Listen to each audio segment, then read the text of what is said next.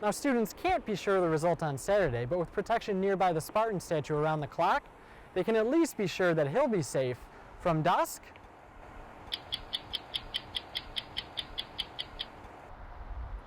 until dawn. For Focal Point, I'm Greg Monahan. It's simple for the Spartans. A win tomorrow and they're in the Rose Bowl. But even with a loss, it's still going to take a lot to bump Michigan State out of its first ever BCS appearance. 3 months ago, it hardly even seemed possible. But now, the Spartans are 12-1, undefeated in the Big Ten, and the first team to beat the Buckeyes in 2 years. Now, they're Rose Bowl bound. What originally started as a way to protect MSU's beloved Spartan statue has turned into a nightly party for 1 week a year on campus.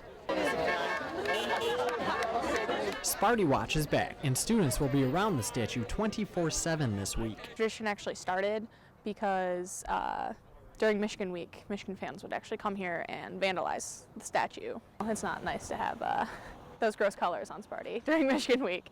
The two main groups dutifully protecting Sparty are the MSU ROTC and the Spartan Marching Band. It's a long-standing tradition. It's debated when the tradition began, but most say it's been going on about 30 years.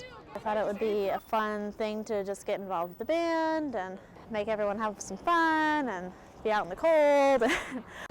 But despite the cold, there's plenty of reason to come out. We have like little activities for people to do when they come. We've had like game nights, and one night every year we have a DJ come, and there's like a big dance party out by Sparty, and that's always a good time. But their favorite night includes a visit from head football coach Mark D'Antonio and a lot of free food. How we doing, guys? This year, D'Antonio stopped by after the men's basketball game, delivering pizza to those protecting the statue throughout the night. You ready for the Michigan game, guys? All right, And also to make sure that the Spartan faithful are ready to cheer on the team when Saturday's game rolls around. I mean, it's a big day, So come with your game faces on, all right? Get yourself ready to go. We'll be ready, all right? Thanks for everything that you guys do. I'm just going to fade away here. All right, Coach. All right. Now, students can't be sure of the result on Saturday, but with protection nearby the Spartan statue around the clock, they can at least be sure that he'll be safe from dusk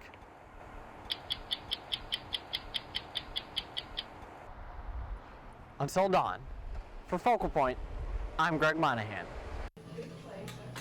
In East Lansing, a few new restaurants are cooking up something good for the city.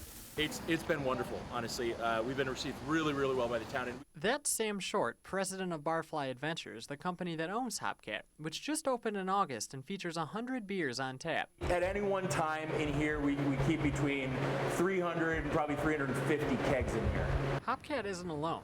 Next door is the new sports bar Pepino's with 3 bars, 4 dining rooms, and 65 HD TVs. These guys have a really good reputation in Grand Rapids. Pepino's GM Dan Tyler explains popularity on the west side of the state has helped the business early on. Via Facebook and Twitter, it's worked really well. If you do a good job, word of mouth is a great tool. Firehouse Subs is the third new eatery in town. Even with the new shops right next to each other, they're not necessarily competing. You can just come down to downtown East Lansing, enjoy yourself, grab a bite somewhere, have a drink at our place, have a drink at another place. Now, I'm on the corner of Albert and MAC, but if I were standing here just a few months ago, the entire area would have been almost unrecognizable. No Firehouse Subs here over to my left, and down the street, no Hopcat or Pepino's. This growth has taken some who haven't seen East Lansing recently by surprise. And the development around here, I had no idea it had gotten this big. The place has changed so radically. But it looks like fun, and when you got 100 beers to choose from. Now, this corner may not look like it once did, but it's helped bring a crowd, and not just of students, back near campus.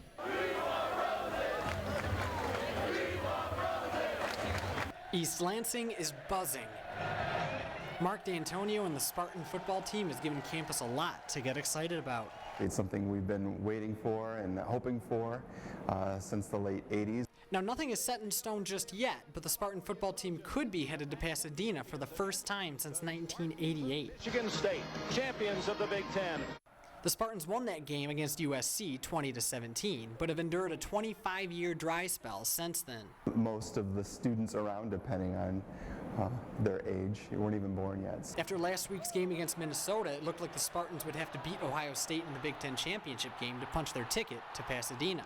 The season doesn't end after next week. The season ends in the bowl game, and I think that's what you have to look at. You have to see how do we finish. But after Auburn's upset of Alabama last weekend, the Buckeyes will likely play for the national championship if they beat the Spartans in Indianapolis. That means the Rose Bowl will need a different school, and it's likely they'll want to keep a Big Ten Pac-12 matchup. And it's more than likely that the Rose Bowl is going to select a Big Ten team because they want to keep that tradition going. MSU's number 10 ranking in the BCS is going to help. And Michigan State would be eligible. It's simple for the Spartans. A win tomorrow, and they're in the Rose Bowl. But even with a loss, it's still going to take a lot to bump Michigan State out of its first ever BCS appearance. They would have to just get taken to the house by Ohio State in embarrassing fashion to fall out of there, and I don't think anybody expects that to happen. Which means the Spartans could be singing the fight song on January 1st in sunny Southern California.